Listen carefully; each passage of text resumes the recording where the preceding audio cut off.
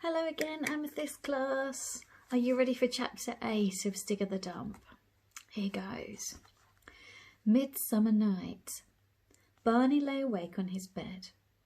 It was hot, and he hung his feet over the edge of the bed to cool them down. Somewhere in the room, a summer mosquito was whining about, and from outside came the drone of a farm tractor working late, and the barking of dogs from the village. Though the curtains were drawn, he knew it was still daytime outside. It would be daytime for hours yet, but he had to go to bed in the daylight just because he was only 8. Still, he wouldn't go to sleep. He couldn't. It was so hot and stuffy.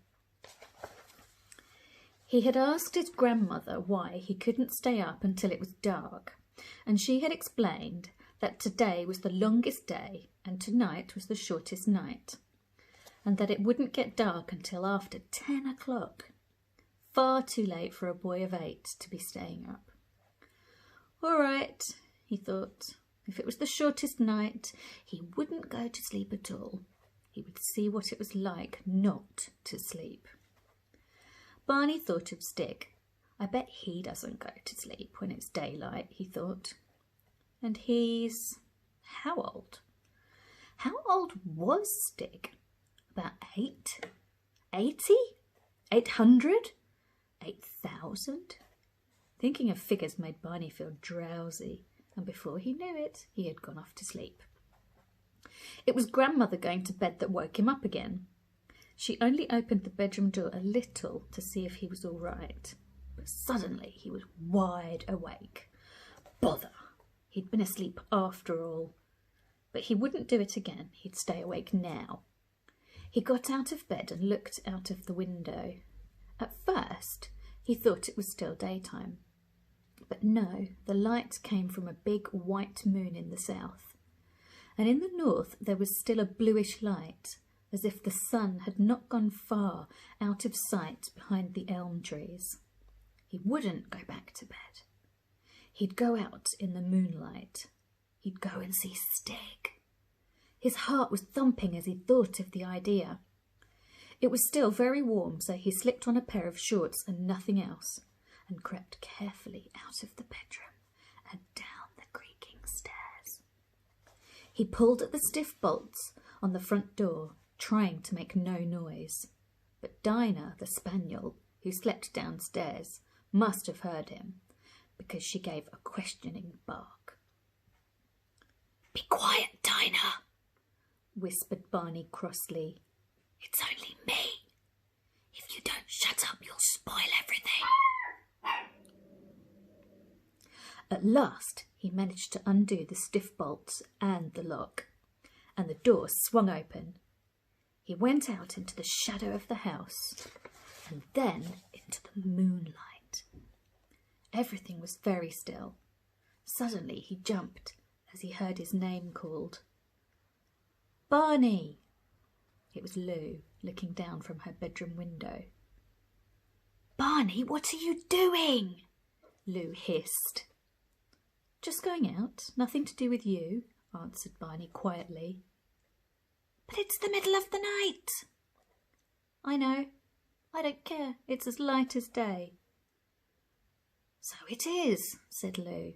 "But where are you going, Barney?" "I'm not going to tell you." "Oh, please, Barney, don't go yet. Can't I come too?" Lou begged. Barney looked at the dark shadows under the fruit trees and thought of how shadowy the pit would be. Perhaps it would be better with 2. "All right. You can be my bodyguard. Hurry up, then." "Oh, thank you, Barney." Lou's head disappeared from the window, and soon Barney heard the click of her door and the creak of the stairs. When she appeared at the front of the house, she had Dinah with her.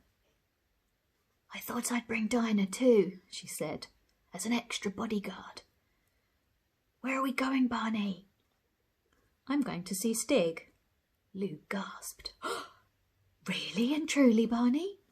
"Of course. You can come with me to the pit, but I'll have to ask him if he wants to see you." "All right, Barney," said Lou, with wide-opened eyes. They set off together through the moonlight garden. "The red roses look black in the moonlight," said Lou. "Do they?" said Barney. "I can see as well in the moonlight as in the daytime. Come on." They went through the gate into the paddock. Flash, the old pony, was awake and cropping the dewy grass. He tossed his head and snorted in surprise when he saw them, and then went back to his feeding. They crossed the paddock, Dinah running in rings along rabbit trails, and came to the edge of the copse. In spite of the strong moonlight and the faint glow in the north, it looked very dark under the trees. They stood still. "Shh," said Barney. "What is it?" whispered Lou. "Isn't it quiet?" whispered Barney. It was so quiet that they could hear the chiming of a church clock from a long way away. 1, 2, 3, 4, 5, 6, 7, 8, 9, 10, 11, 12. "Midnight," breathed Lou. They walked to the edge of the dark wood together. Then they stopped. How different the moonlight made everything look. They seemed to be standing on the edge of a deep forest, pierced by shadowy glades. Instead of the straggling copse, they knew. Even Dinah, who usually took any excuse to go plunging into the thickets after rabbits, seemed to hesitate. Then she sniffed. The hair on the back of her neck rose up, and she barked. Barney felt the hair on his neck rising too. He jumped as the pony came prancing up and snorted behind them, and stood looking with pricked ears in the same direction as Dinah. Dinah barked again. Then, before their eyes, a great animal leapt into a patch of moonlight in the glade and stood there for a moment. "It's a stag," breathed Lou with astonishment. "I know," whispered Barney. "But there aren't any stags here," exclaimed Lou. Dinah was the first to recover from her surprise, and she hurled herself into the glade, and the stag bounded off into the wood with Dinah in pursuit. The pony snorted and blew behind them, and stood there with quivering nostrils. It was then that the children went midsummer crazy. Without a word, Lou grabbed the pony by the mane. Barney legged her up on the pony's back. Lou hoisted him up in front, and before they could stop to think, they had cleared the fence and were galloping straight for the edge of the pit. The pit was there all right, the pony poised on the edge. And then, with a spring and a scramble, which kept them too busy clinging with legs and hands to think what was happening, Flash was down and up the other side. What had happened? Instead of the great quarry, there was a mere scratch in the ground, and now nothing was familiar.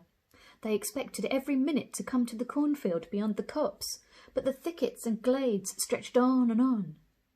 They were treading the slope which should have led to the lane, and Flash slowed down a little, but from far ahead came Dinah's mad yelping and the crashing of undergrowth, and the pony needed no urging to pursue the hunt.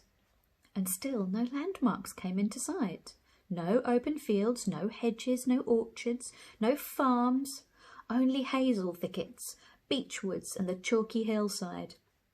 Without a rein to guide or restrain him, the pony went like the wind, his head well up, and Barney and Lou could only cling there with their bare legs and look with round eyes at the strange landscape.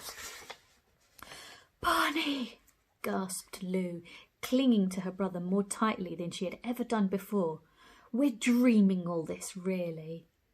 "You may be, I'm not," Barney shouted against the wind and twined his fingers more deeply in the pony's mane. They were galloping up a little valley between clumps of bramble and taller bushes. There was no sound of barking from Dinah. Suddenly, there in the moonlight was the dog. lying stretched out on the turf right in front of them. The pony slowed and swerved. The children fell off in a tangle of limbs onto the soft turf that smelt of wild thyme, and the pony trotted off to casually get his breath back. And of the stag there was no sign. Barney and Lou sorted themselves out. Lou tried to stand up, but her legs felt woolly after using them to cling on with for so long, and so she sat down again. "Well, Dinah," she said to the dog, "where's the stag, eh? Couldn't catch it, I suppose. Never mind, you're not a stag hound, are you, eh, Dinah?" Then she turned to Barney. "Barney, if we're not dreaming all this, where are we?" "Don't know," replied Barney. "Let's go on just a little bit more and maybe we'll see." There was a line of beech trees at the top of the little valley, and Barney felt there must be something on the other side of them. He scrambled up the slope, went between the dark trunks, and beyond them was nothing. It was like flying. Smooth turf sloped down steeply under his feet, and far below the land was spread out like a map. "Lou," he called, "look where we are." They realised they were standing on the edge of the North Downs, a place they knew well enough, and the moon made everything as clear as day. And yet the more they looked, the stranger it was. There should have been pylons striding over the land carrying electric cables. There should have been squares of orchard, hop gardens, villages and churches. There should have been cement works in the distance by the river. And where was the tall television mast with the red light on top? They could see nothing but forest and heath over the whole floor of the valley. And out the night, strange animal noises came up to them. And in all this stretch of empty land there were only three points of light twinkling to show that man was somewhere about. The nearest light was only a little way along the side of the hills, and now they could hear human voices coming from it. "It's a campfire," said Barney. "Come on, let's go and see." "But it might be savages or something," said Lou doubtfully. "There aren't any savages in England. There aren't any stags in this part of England, but we just saw one, and this doesn't seem to be England at all." "Well, it must be somewhere," said Barney. "Let's go and ask those people." "I think we ought to be careful," said Lou. "Let's creep up through the woods and have a look." They went back into the shadow of the beech woods and made their way as quietly as they could over last year's crackling leaves and husks. "Keep to heel, Dinah," said Lou. "Barney, I wish we had a lead. Dinah might give us away." "I've got some string in my pocket, I think," said Barney. He rummaged in his pockets and found a coil of hairy string he had taken from a runner beam that seemed to have finished with it. They tied it to Dinah's collar and went cautiously on. Soon the sounds of the camp were quite near, and they could see the red firelight flickering through the black beech trunks. "Sounds as if they're having a party," said Lou. "Listen, music." "That's not music," said Barney. "Well, it's jazz or something, or one of those skiffle groups." As they moved towards the firelight, keeping to the shadows, the noises were so loud that they did not have to worry about keeping quiet themselves. They reached the last beech tree of the wood, a giant with thick roots coiling into the chalky soil and broad boughs spreading out towards the slope on which the camp stood. "What are you doing, Barney?" hissed Lou, as Barney started scrambling onto one of the spreading branches. "I'm going to climb this tree so I can see." "So am I then." "What about Dinah? You can't bring her up." "I'll tie her up here," said Lou. "Lie down, Dinah. Be quiet. There's a good dog." They climbed from limb to limb of the great beech tree until they got to a thick bough that grew out straight towards the firelight. Barney sat astride it and inched himself along until he reached a fork, far out above the bushes and brambles that straggled along the edge of the wood. They had a perfect view of the camp. Or was it a camp? There were beehive huts made of holes planted in the ground, tied together at the top and thatched with straw, and rushes. In an open space there was quite a crowd of people gathered around the fire. None of them seemed to be wearing much more than Lou and Barney. All of them seemed to have a lot of wild black hair, except for a few grey and white heads. The older ones were sitting, lying, or squatting around. Toddlers were tumbling or sleeping in the dust. Boys and girls were chasing each other round the outside of the crowd, or teasing fierce-looking dogs. The noise that was something like music came mostly from a group in the middle of the crowd near the fire. There were 4 figures in the group. One was holding half the jawbone of a large animal and running another longer bone up and down the teeth, making a scratchy rhythm. Another had a hollow log, which he was hitting with 2 wooden clubs. The third was the singer. He didn't seem to have much of an idea of tune, and the children couldn't understand the words, but it was quite clear what the song was about. One moment the singer was a deer, grazing peacefully and then looking anxiously about. Then he was a hunter stalking his prey with a spear poised. Then he was the deer fleeing, the hunter throwing his spear, the deer falling, the hunter carrying it back to camp. The crowd became excited as the singer and joined in with handclaps and cries. But there was yet another sound, which the listeners could not quite understand, a kind of bloong, blung, blong, bloong, not always on one note, as most of the singing was, and not really taking much notice of the rhythm of the log drum and jawbone. It was as if someone who had never heard a tune was trying to play one for the first time, with a tea chest, a string and a broomstick. Then the bone scraper, in his excitement, joined the singer in a little shuffle dance, and the children could see the 4th member of the band. On the ground was a large hollow animal skull with great curving horns.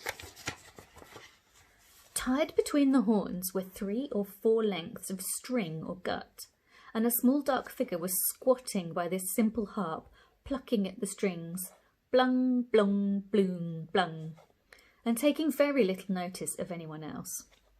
In fact, the song came to an end. The drummer gave the final thump to his log, the bone scraper rattled to a stop, but the little harpist went on with his 3 notes as if he were the only musician in the world. Some of the crowd began to laugh and jeer at him as he played away. But it wasn't until someone threw a meat bone, catching him on the head with a clunk, that the children could hear in their tree that the player looked up as if surprised to see that he was not alone. Barney nearly fell off his branch. "It's Stig!" he almost shouted. "Hush, Barney!" Lou hissed. "You'll give us away." "But it is Stig!" said Barney excitedly. "I said he was clever. He probably invented that thing he was playing music on. Where's he going now?" For the little figure Barney said was Stig was rather sulkily walking away from the campfire towards the trees. "He's coming this way," whispered Lou. "Barney, you're not to give us away." "Why not? He's my friend." "What about all the others? Who are they? You never said about them." "I don't know who they are. I never saw them before." "Well, we'd better be careful, Barney." "Oh, all right." But what gave them away was Dinah, tied up at the bottom of the tree. She had been up quiet up to now, but when she heard Stig walking towards the wood, she began to growl, and then to give short, sharp barks. On the edge of the bushes, Stig at once froze into stillness. Dinah went on barking, and some of the wild children playing on the outside of the crowd heard her too. The bolder ones ran to the edge of the wood. The little ones ran to their parents by the fire. Soon a number of alarmed elders, snatching up spears and clubs, were making for the woods and the sound of Dinah's bark. Lou and Barney clung to their high branch like squirrels, not daring to move. They could see the strange people on the edge of the wood, wondering at the unusual sound of a spaniel's bark. Then at last plucking up courage to advance into the darkness of the bushes and the beech forest, holding their weapons at the ready. Dinah's barking became more and more frantic as she heard the rustling of bodies through the bushes all around, and the crackling and snapping of footsteps. Under cover of the noise, Barney whispered, "Lou, we've got to escape." "How can we?" breathed Lou. "Look where that bough goes." Barney pointed in the moonlight. The limb they were on stuck out into nothingness, but one of its branches went across to another long limb, and this one stretched out and rubbed shoulders with another great beech tree. If they climbed over into the other tree, Barney thought they could escape. "We can go across there," he whispered. "Come on, while they're making all this noise." Lou's face seemed to go pale. "Oh, Barney, we can't, and they'll find Dinah anyhow." "I'm going to try. Then perhaps we can rescue Dinah." He inched himself backwards along the limb they were sitting on until he reached the branch that grew crosswise. When he came to it, he wondered what to do. It was too thin to sit astride, so he decided to hang underneath it, like a sloth, by his hands and legs. Upside down like this, he crawled through the empty air between the two big limbs. By bending his head right back, he had an upside-down view of the floor of the forest, patched with moonlight, and right beneath him was a wild hunter, the tip of his spear pointing skywards, but looking at the ground. Barney hung without moving until the man had passed on, then moved as quickly and as quietly as he could to where the branch passed over the other great limb. Here he got himself right way up onto the bough again. His heart was thumping and his legs felt quivery, but at least he was safer for a little while. But now he had to go outward to where the two trees shook hands high in the air. He worked his way forward. As he went, the boughs became thinner and swayed more. At last he was where the trees met. Where the branches crossed, their movement in the wind had rubbed a great dry scar, and nothing he could do would stop a loud creak coming from this rubbing place every time he moved. "I must get onto the other tree," he thought. As quickly as he dared, he turned round so as to go backward down the new branch, let go of the branch he had just come up, and crack!